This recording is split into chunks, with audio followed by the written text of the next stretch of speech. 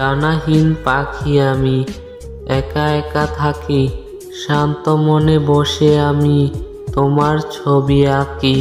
তুমি যদি খুশি হও আমাকে হারালে, সূর্য হয়ে হারিয়ে যাব মেঘের আড়ালে।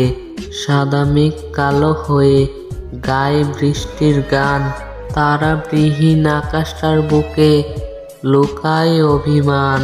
স্মৃতির বুকে আটকে থাকে অদৃশ্য এক ছায়া, মানুষটা হারিয়ে গেলেও হারায় না তার মায়া।